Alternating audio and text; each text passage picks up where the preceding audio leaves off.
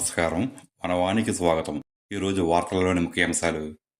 అల్లూరి సీతారామరాజు జిల్లా రంపచోడవరంలో ఐటీడీఏ వద్ద ఈరోజు వెలుగు ఇందిరాక్రాంతి పథకం ఉద్యోగాల నిరసన కార్యక్రమం రెండవ రోజు కూడా కొనసాగింది.